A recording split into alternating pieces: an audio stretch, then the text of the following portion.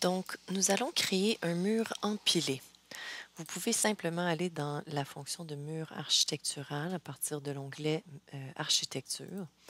Et dans les propriétés de vos murs, vous allez avoir des types de murs que vous pouvez utiliser pour créer un mur empilé. Et au bas de la liste, juste avant les murs rideaux, vous avez la section de murs empilés. Un mur empilé, en fait, c'est deux différents types de murs qui se retrouvent dans les types de murs en haut ici, empilés un par-dessus l'autre. Donc, si on va voir le mur empilé de base qui est inclus dans le dessin ici, on voit que, il a déjà été modifié. Alors, vous avez simplement deux types de murs empilés avec seulement la possibilité de modifier les types de murs qui se retrouvent un au-dessus de l'autre. Donc, par exemple, je pourrais avoir un mur de blocs comme celui-ci. Celui-là, c'est pas le bon type parce que c'est effectivement un type pour créer un mur avec parapet. Donc, voici le mur, une brique avec une charpente d'acier.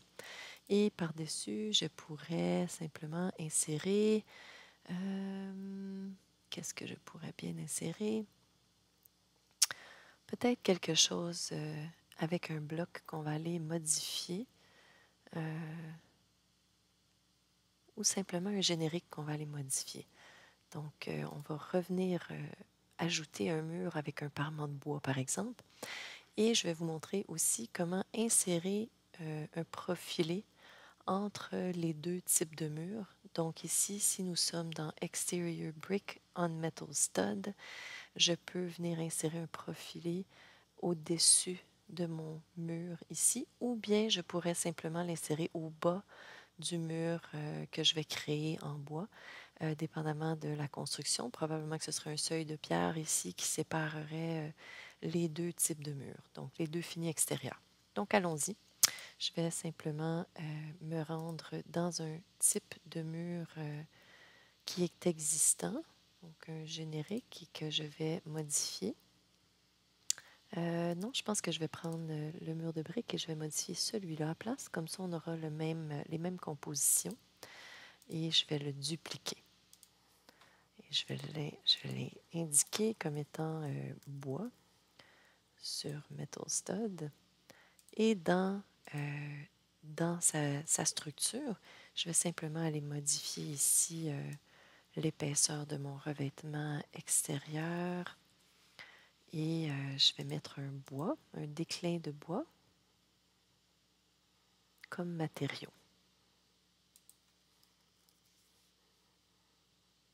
Donc voilà, en indiquant mon déclin de bois, on montre la nouvelle composition ici. Maintenant, je vais retourner dans mon mur empilé afin de modifier la structure pour le nouveau mur avec bois que j'ai créé.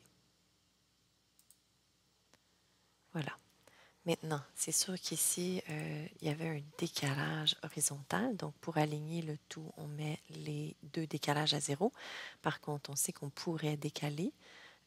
Ensuite, on a la hauteur du mur de base qu'on peut régler à la hauteur qu'on veut, comme ceci.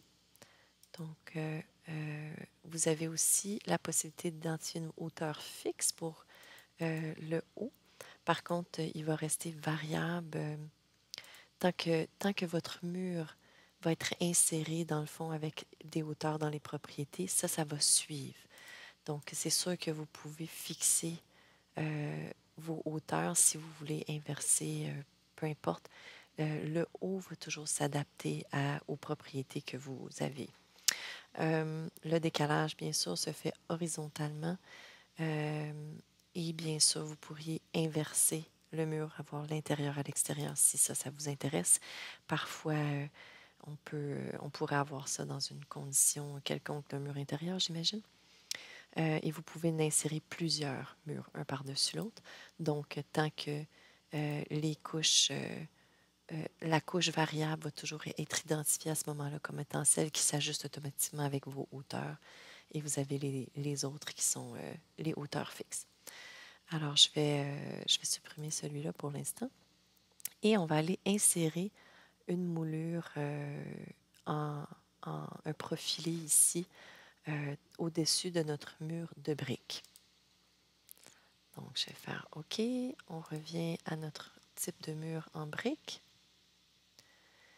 qui est ici. Non, pas celui-là. Celui-là.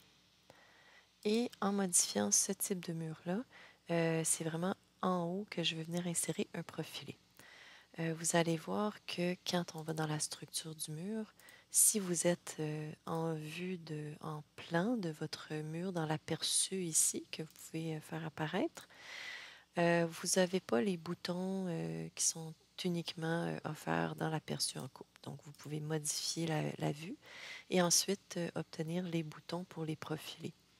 Le profilé en relief, bien sûr, va être un relief. Un profilé en creux, parfois, va être utilisé parce qu'on utilise un revêtement en panneau extérieur qui inclut des attaches et qui crée des séparations entre les panneaux. Des profilés en creux, ça devient architectural aussi, bien sûr. On peut en avoir dans la brique, on peut en avoir dans plusieurs types de finis extérieurs. Le profil en relief qu'on va utiliser ici, bien sûr, va se retrouver en haut parce qu'on va l'identifier. On peut charger des types de profils à partir d'une bibliothèque qui est existante dans notre ordinateur. Simplement en faisant ajouter, on ajoute un profil et bien sûr, les types de profils qui sont chargés déjà dans votre dessin vont être identifiés dans la liste. Vous pouvez créer des profilés à partir d'un gabarit de profil, comme vous avez dans la vidéo sur la création d'une moulure à partir d'un profilé. Ici, on pourrait choisir simplement un matériau. Sinon, vous avez l'option de le faire plus tard. Je vais simplement indiquer béton pour l'instant. On souhaiterait de la pierre, bien sûr. Et j'aimerais que ce profilé-là soit à partir du haut. Et je ne mettrai pas de décalage de distance à partir du haut non plus. On va juste voir comment cette moulure-là va s'ajouter. Donc, par défaut, le profilé est carré. Maintenant, si vous avez créé un profilé différent, vous pourriez les utiliser. À ce moment-là, vous avez toutes sortes de profilés disponibles. Donc, on peut se promener là-dedans ou en créer des nouveaux. Ça, c'est un rang de briques en soldat. Ici, je ne sais pas si celui-là... Bon, on va utiliser celui-ci. Donc, le sill precast de 125 mm qui se place au-dessus de la brique. Vous pouvez faire l'inversion de la moulure vers le bas si ce serait quelque chose que vous désirez. Et vous pouvez bien sûr le découper plus tard horizontalement s'il a été coché ici. Vous pouvez aussi indiquer un retrait, donc vous pourriez mettre un retrait d'1 pouce, disons, qui va déplacer horizontalement vers l'intérieur ou l'extérieur avec un négatif. Donc, comme ça, je vais faire OK. Puis, on va aller voir ce que ça donne dans notre mur empilé d'avoir inséré un profil en relief. Je pourrais aussi insérer un petit profil en creux rapidement. À partir du bas, on va lui donner 2 pieds, là, juste pour voir ce que ça a l'air en 3D. Donc, ici, par exemple.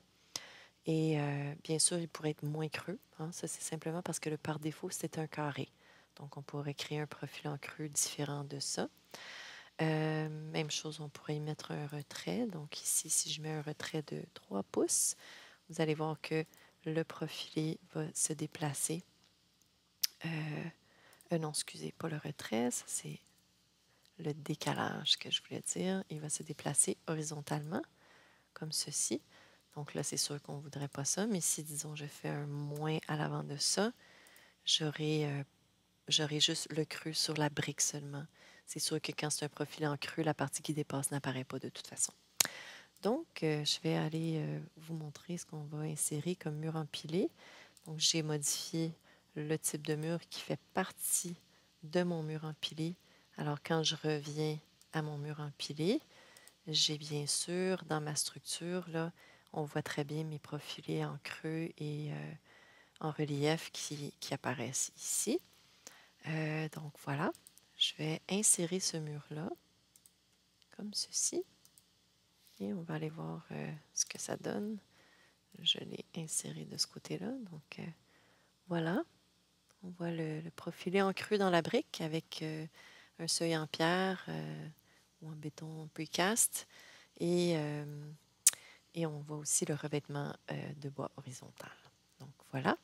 Si vous avez oublié comment créer un profilé, vous pouvez toujours aller au menu Fichier dans Nouveau, Famille, parce qu'un profilé fait partie des familles, bien sûr.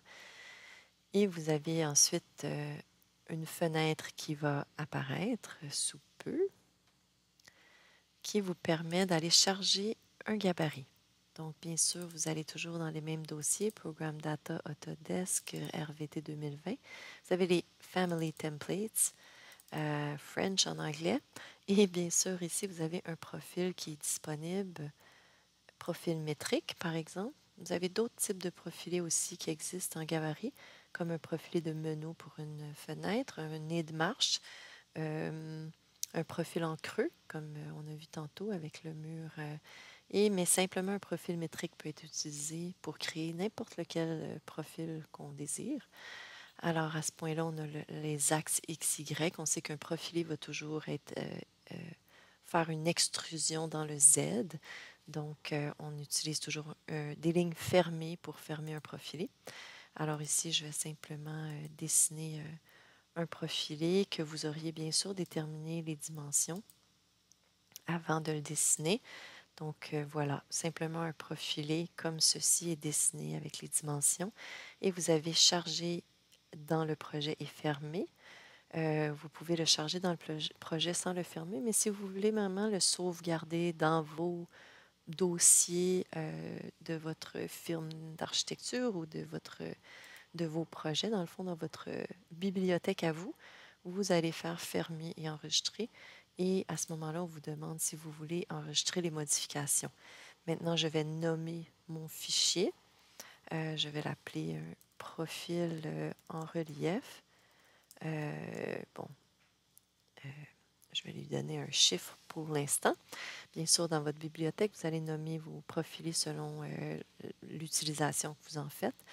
Vous enregistrez dans votre dossier de bibliothèque et ensuite, vous avez la possibilité de l'utiliser. Alors, si je reviens dans mon mur empilé, je pourrais aller modifier mon profilé. Alors, bien sûr, il faut que j'aille dans mon mur simple, pas le mur empilé, pour modifier mon profilé parce qu'il existe seulement dans mon type de mur qui est dans la partie de mon mur empilé, donc celui-ci. Et en modifiant le type, on peut voir qu'ici, je pourrais modifier un profilé en creux ou en relief, disons, en modifiant le profil qui s'est ajouté dans mon dessin. Profil en relief 1 est maintenant disponible. Et bon, bien sûr, je vais enlever mon décalage. Et bien sûr, vous auriez ce profilé-là que, bon, vous pouvez inverser aussi la tête en bas ou vous pouvez simplement appliquer un retrait ou peu importe comment vous le dessinez, c'est comme ça qui va se présenter en creux, puis il va être l'inverse en relief. Donc, si j'annule ici et que je vais modifier le type de profilé en relief, vous allez voir qu'il apparaît à l'inverse du profilé en creux parce qu'on l'indique en relief. Donc, le profil reste le même. L'utilisation du profilé va être inversée si on le met en creux. Vous pouvez aussi, bien sûr, enlever les décalages ou ajouter un décalage si vous en avez besoin. Donc, ici, je pourrais ajouter, disons, 1-2 pouces, avec le moins, pour le ramener peut-être sur la brique là, en tant que telle. Et vous avez bien sûr créé des profilés que vous pouvez aussi utiliser en composant in situ par la suite. Donc, voilà. Si vous avez des questions sur les murs empilés ou même les profilés, n'hésitez pas.